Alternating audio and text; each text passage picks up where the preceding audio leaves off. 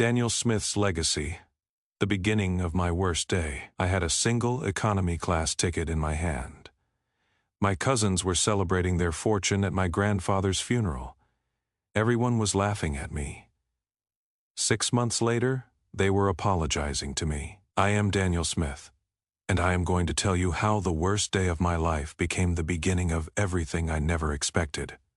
But first, don't forget to subscribe to my channel. Now, let me introduce you to the players in this game that my grandfather orchestrated from beyond the grave. There was Leo, hanging around in his $5,000 Armani suit, rehearsing the CEO speech he would give to company employees. His sister Sophia was barely hiding the excitement she concealed behind her designer glasses, thinking about which Instagram filter would best capture her new yacht. Their parents, Vernon and Beatrice, stood like crocodiles who had finally caught their prey. My uncle's hand was reaching for the papers held by the lawyer.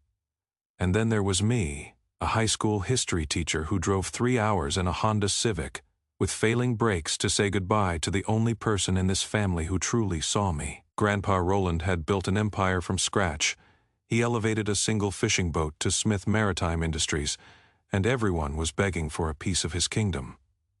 Everyone, except me. All I wanted was 5 more minutes playing chess with the old man who taught me that the most powerful moves are the ones nobody sees. That funeral wasn't just about saying goodbye to Roland Smith. It was the day I learned that sometimes the smallest gift carries an enormous secret, and sometimes the ground beneath the feet of people laughing at you is about to collapse. My life and family in Detroit. My alarm woke me every weekday morning. At 5:30, I had started teaching at Lincoln High School in Detroit 6 years ago. The ceiling of my 1-bedroom apartment had the same water stain I'd been looking at for 3 years, which resembled the state of Texas when you squinted enough. My neighbor's dog barked right on schedule, and I could hear Mrs. Chen's morning exercises through the paper. Thin walls. This was my life, predictable, modest, and completely disconnected from the world I grew up in. You see, being a Smith meant something in certain circles. It meant yacht clubs, private schools, summer homes, and stock portfolios. But for me, it meant choosing between paying rent and fixing my car's transmission, because I had walked away from all of that to teach young people about the American Revolution and the Great Depression.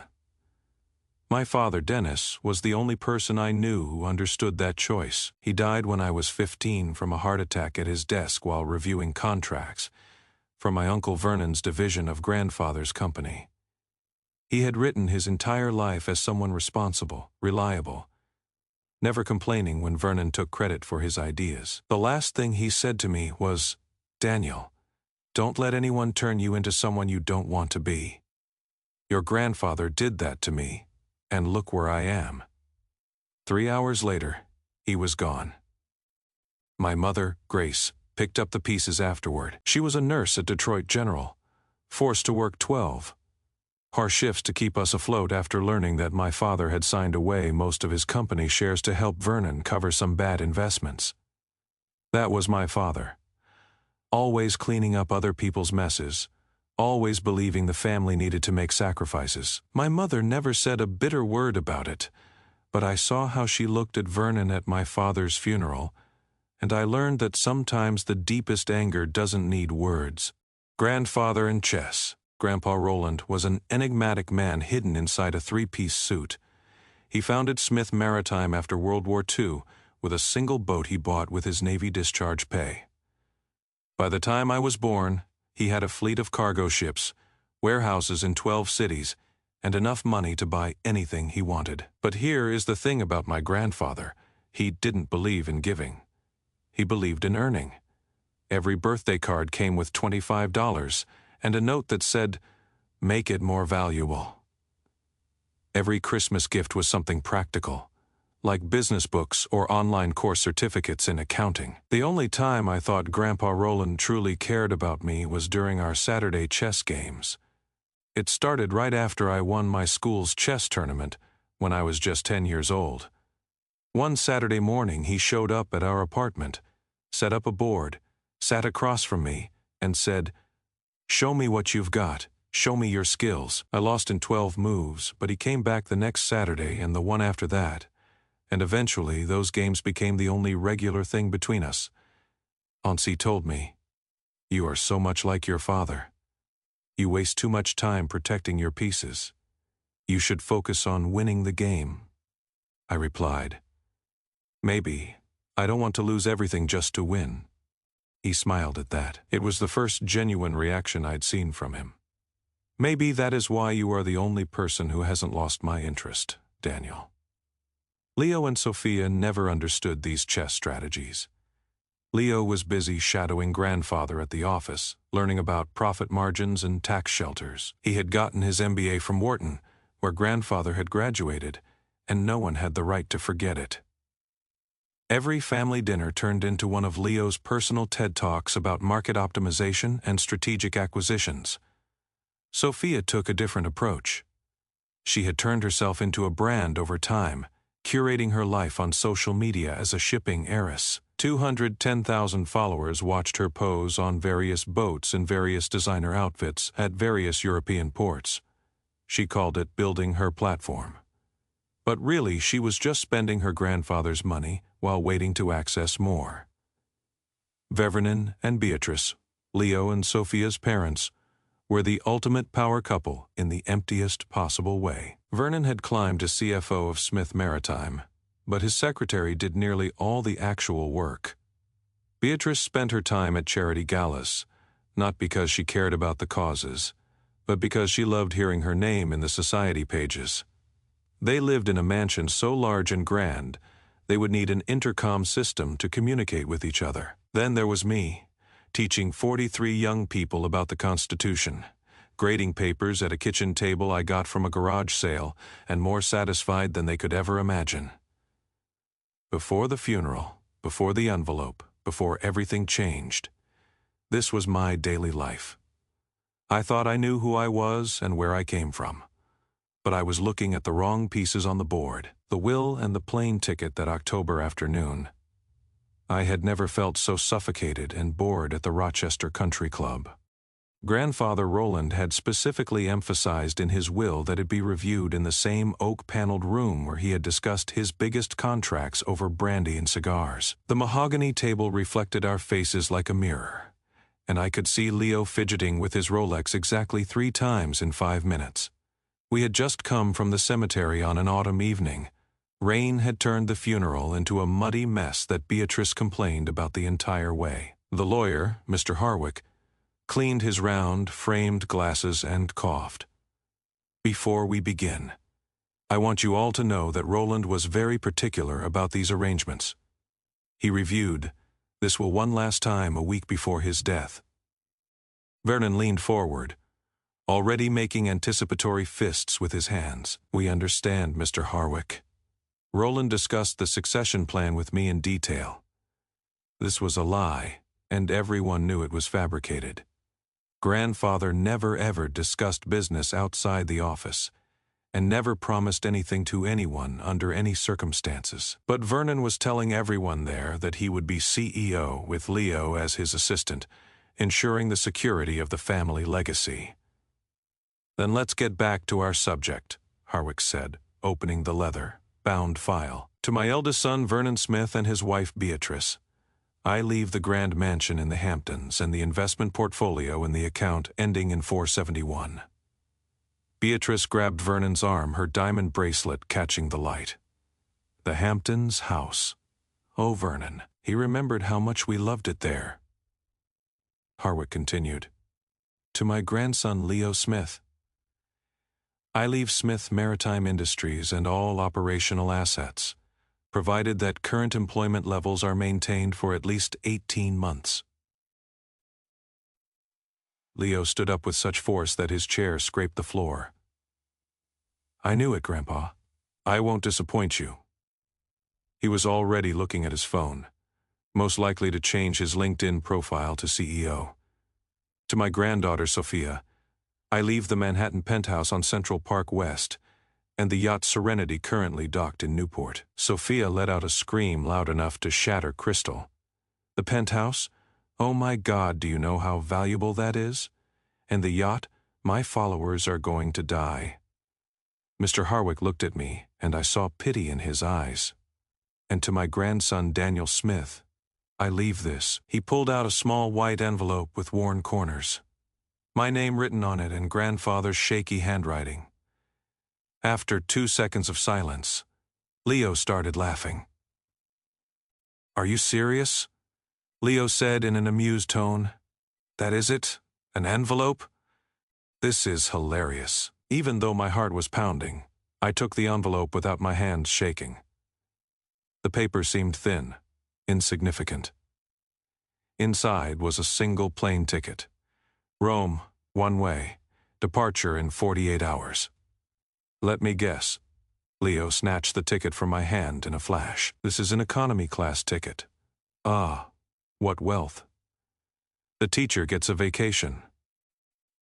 Sophia was recording with her phone. "This is truly ridiculous. Daniel, your face right now." "No doubt," said Leo. "Maybe he left you some frequent flyer miles too." Vernon stood up, adjusting his tie with the confidence of someone who had regained everything. "Roland always said you lacked the killer instinct for business, Daniel. At least he gave you something good. Rome is special this time of year." "I suppose this is a way of separation," Beatrice added, her voice dripping with fakeness. "A little trip to help you get over everything. How thoughtful." My mother, who had been waiting quietly in the corner, finally spoke. "Was that all, Mr. Harwick?" "That concludes the distribution of assets." Harwick replied, closing the thick file. "For Daniel, there is a personal letter to be read only when he arrives in Rome." A letter. Leo was almost shrieking now. What will it say? "Sorry you are poor. Enjoy the pizza." "Leo, that is enough," Vernon said, though he was smiling. Daniel chose his own path. He wanted to be a teacher, and Roland respected that idea enough to give him a parting gift. We should all be grateful for what we received. I looked at the ticket again. The 15th of October, 3 p.m. Arrival, Alitalia Flight 61. Why so specific? Why Rome? Grandfather had never mentioned Italy in all our years of Saturday chess games. He had talked a bit about Shanghai, London, Hamburg, but never about Rome. Of course, I stood up, putting the ticket back in the envelope. "It seems I should pack. Are you really going?" Sophia looked genuinely surprised. "Are you going to waste your sick days on a random trip to Rome?" "My grandfather gave me a ticket," I said, looking each of them in the eyes in turn. "The least I can do is use it." Vernon shook his head. "Sentimental fool, just like your father." Dennis could never understand that there is no room for sentimentality in business either. That is when I knew, without a doubt, that I would get on that plane because Vernon was wrong about my father.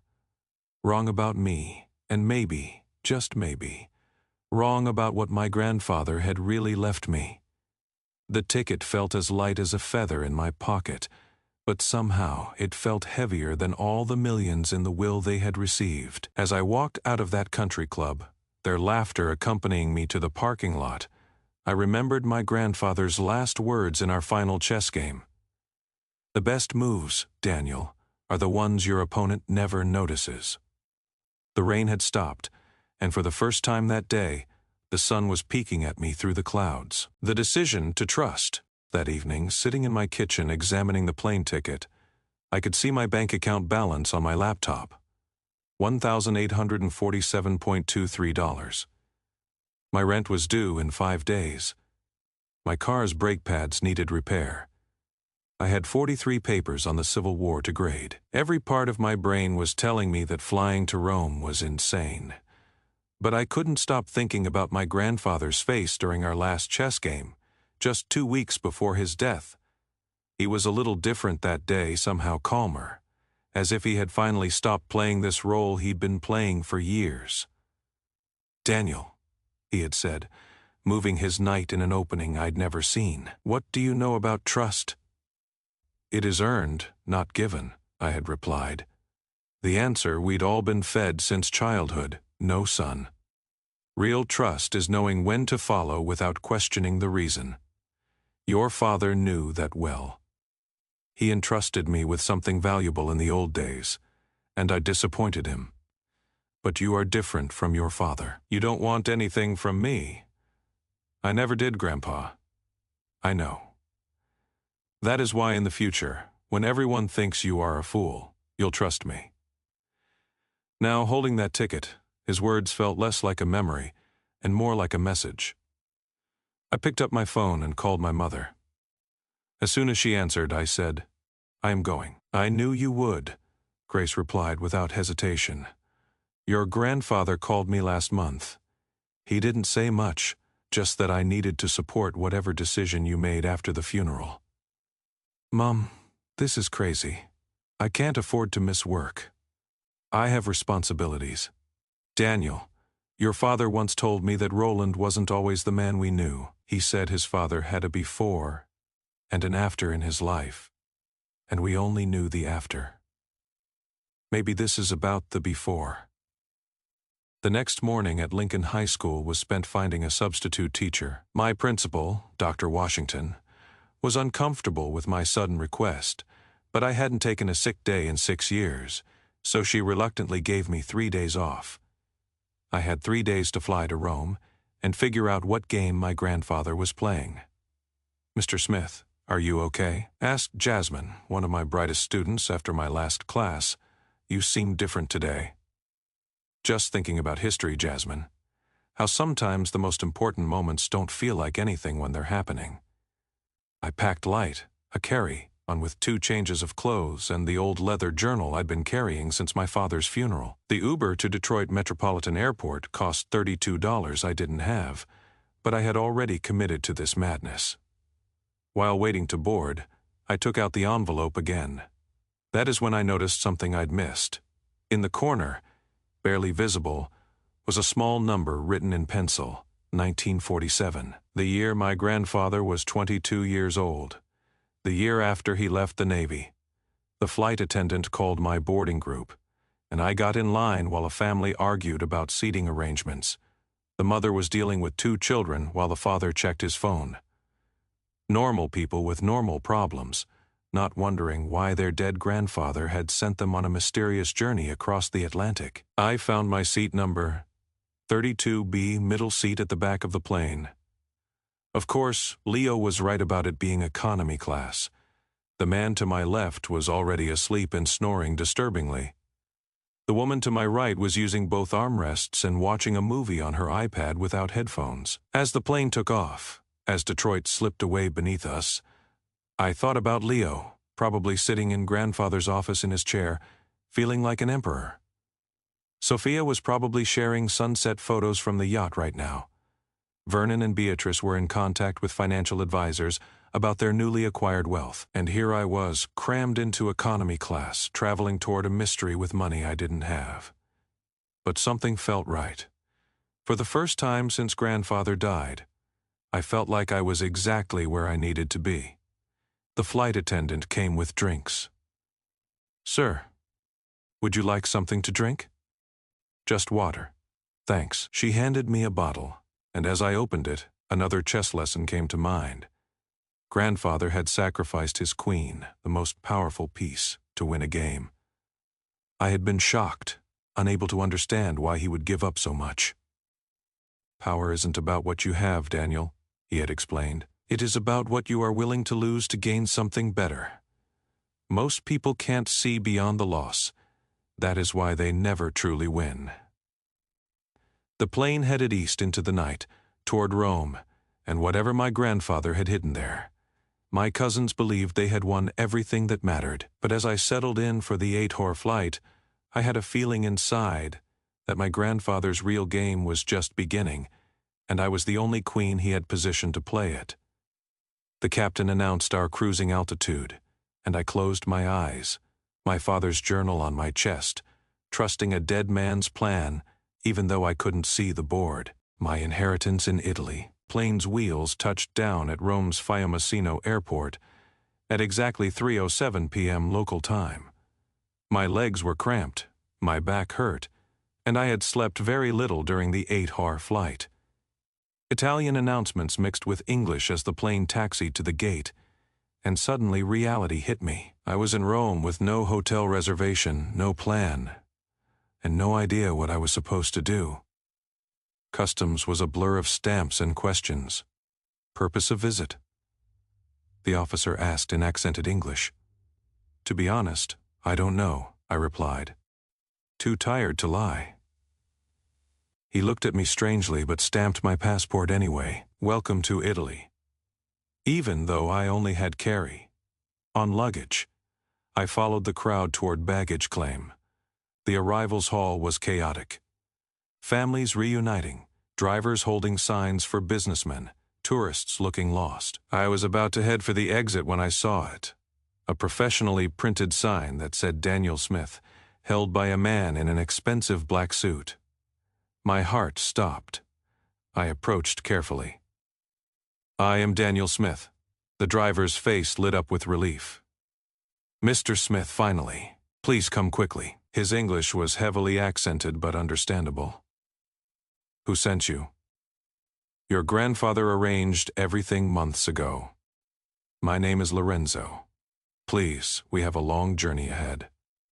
Before I could object, he took my bag and guided me toward a black Mercedes sedan that was probably worth more than I earned in 2 years. The October air was warm, not like Detroit is autumn cold. Lorenzo opened the back door for me, and I slid into leather seats that felt like clouds. Where are we going? I asked, as we pulled away from the curb. Monchery Manor, in the Sabine Hills, an hour north. I don't understand. My grandfather never mentioned any manor in Italy. Lorenzo looked at my eyes in the rearview mirror. Mr. Rowland owned the manor for 45 years. He would visit for a week every September, always alone. 45 years. That meant since 1980, when I was negative 12 years old. The math didn't make sense. Nothing made sense. We left Rome's sprawl behind and began climbing into hills, covered with olive groves and vineyards. The scenery was painfully beautiful, like something from a movie about finding yourself in Italy.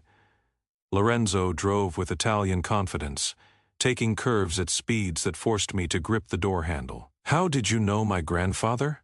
I asked. My father was his driver first. When my father died, I took over 20 years now. When Mr. Rowland came, I drove. 20 years of September visits that none of us knew about. What else had grandfather hidden? The road narrowed, passing through a small village where old men sat in front of a cafe watching us pass. Then Lorenzo turned onto a private road lined with cypress trees. At the end of the road, electronic gates opened automatically, revealing a villa beyond magnificent. 3 stories of honey, colored stone, terraces overlooking endless vineyards, gardens that looked like they belonged in a Renaissance painting. Lorenzo parked in front of massive wooden doors that must have been centuries old. Before I could process what I was seeing, the doors opened and an elderly woman stepped out. She was elegant in a way that had nothing to do with money and everything to do with grace. Her silver hair was pulled back in a simple bun, her eyes the same steel gray as my grandfather's. She walked slowly toward me, tears streaming down her face, and I knew before Lorenzo said the words that would change everything. Daniel, Lorenzo said softly, meet your grandmother, Sophia Smith. The world tilted. I reached for the car to steady myself. This is impossible. My grandmother died before I was born. Sophia reached me then, taking my hands, her grip so strong. Your American grandmother died, Daniel, but I am very much alive. Her accent was musical. Her English, perfect. She was memorizing my face. You have his eyes, she said, but your father's gentle spirit. Come inside, Daniel. I have so much to tell you. 2 lives, 1 legacy. The inside of the villa was understated elegance. Nothing like Vernon and Beatrice's ostentatious mansion.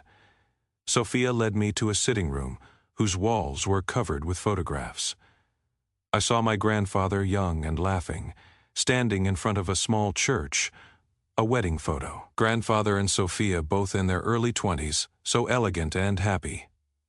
"We married in 1947, Sophia said, watching me absorb everything.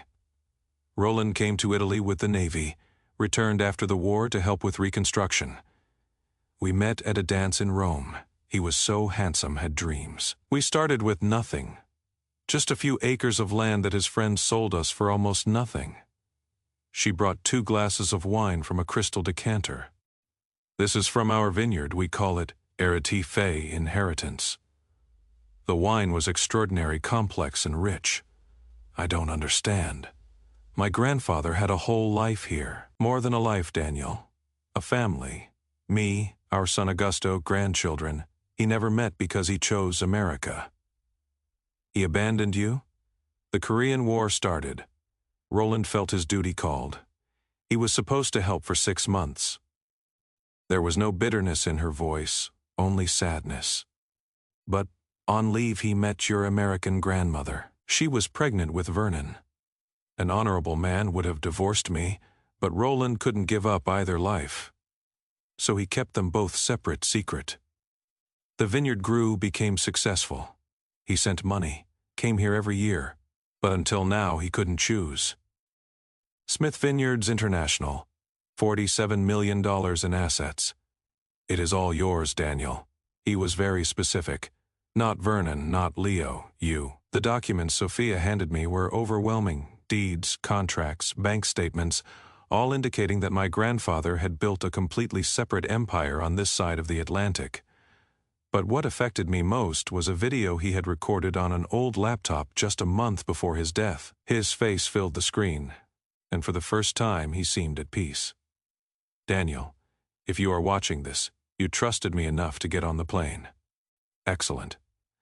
You were the only one who understood that there are things more important than money. Your cousins stole from me what they always wanted, what success looks like. But appearances can be deceiving. Smith Maritime has been dying for 3 years.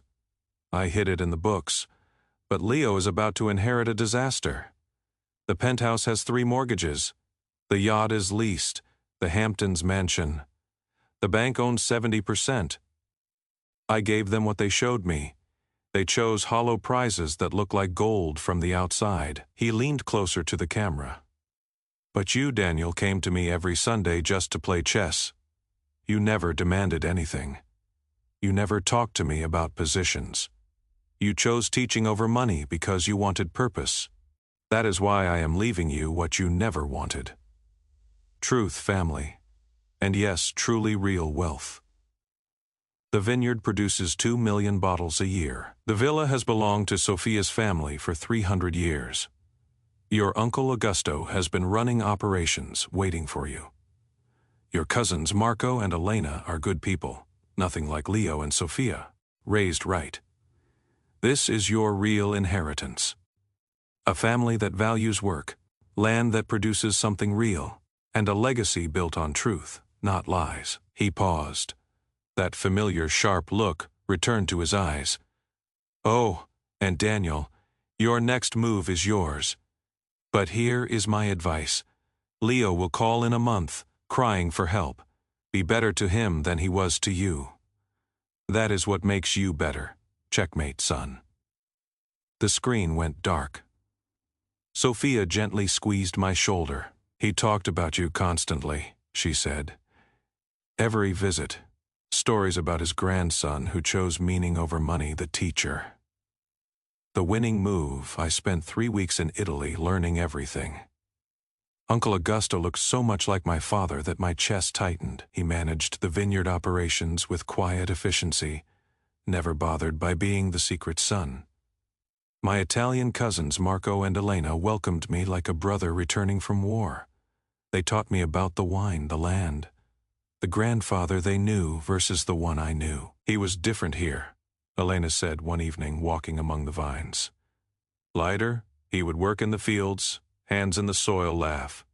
We didn't know the businessman you knew. The call from Leo came exactly 23 days later.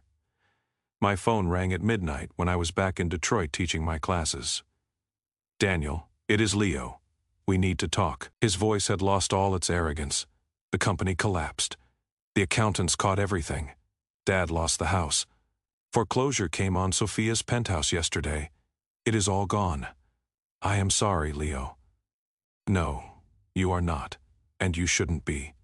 We treated you terribly. He paused, and I heard him struggle. Did Grandpa leave you something real? Yes, good.